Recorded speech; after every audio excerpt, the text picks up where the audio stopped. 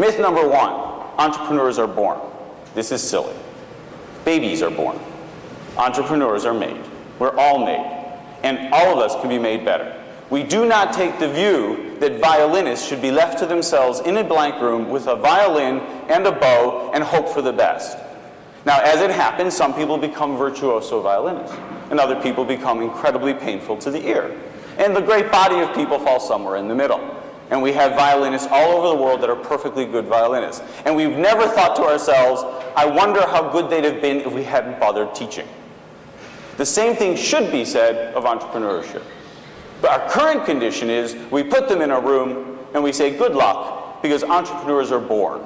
We say, somehow, through some sort of alchemical mixture and magic, entrepreneurs somehow happen, and there's nothing we can do for them. This is simply untrue. If that is in case the fact, if that simple fact is true, it has extremely interesting, larger consequences for all of us. Small businesses do not create most of the jobs in economies, which is in fact myth number two.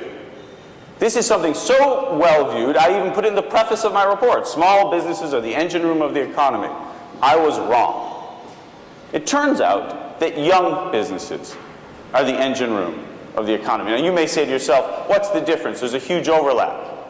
Well, actually there is a difference. First of all, an old small business is not likely to create new jobs. And a young large business is in fact a wonderful thing. And therefore, if we think of this in terms of size, we're misunderstanding the point. We have to think of it in terms of age. And in thinking of it in terms of age, what we're really saying is we're saying that entrepreneurs matter. Young businesses are a reasonably direct proxy for state of entrepreneurship. Therefore, entrepreneurship has a direct link to the growth of economies through the proxy of measurement of jobs. Second, the OECD report last year on innovation made the direct tie to the relevance of innovation to the growth of economies. And it's once again a not particularly complex relationship. Innovation in and of itself does not translate into greater economic wealth and prosperity. Innovation translates into prosperity through the linkage of productivity. This is the relationship between innovation and prosperity. What's interesting about that is innovation, as the OECD report notes, does not largely come from small businesses. It completely comes from entrepreneurs and young businesses that happen to survive. Thus, the two primary drivers of all economic growth all come back to one small place, a very small participant community, and that's entrepreneurs. Thus, it is not unreasonable to say that if you can inculcate a generation of entrepreneurs, you can have more impact on an economy than any other single thing that one might focus on. Now, as it happens today, as we stand here, I'm talking to a group of people whose charge it is to draw investment inward into various regions and countries. And you could reasonably ask, what is the direct relationship between entrepreneurship, the things that I'm involved in, and the task that's set for you? Many years ago, for my sins, I ran a large US multinational company. And I learned three things from it. One, I'm very bad at running large companies. Thus, I've never repeated the experience. Two, that when you run a very large company, you meet a lot of people like you. And they're very friendly to you as soon as you say things like, we would like to open a new plant. And all of a sudden, my popularity went from being none to way high. And I enjoyed my momentary popularity. I also found that everybody who presented to me largely gave me the same presentation. There were a few variations, but it kind of went like this. We have a young, well-educated, ready to learn and use workforce. Now, everything else was fluff. There was location, there was taxes, there was this break, there was that. But the heart and soul of it was that there was a young, low-cost, well-educated workforce. And at the time, it was a very appealing statement to me, since I was running a software company and we were about knowledge workers. That was the honeypot in every pitch, and I would assert it's no longer relevant. If you look today what the honeypot of the pitch is, it's about companies looking for clusters of innovation, of activity that they can center themselves near. What they're looking for is fertile ground of entrepreneurs.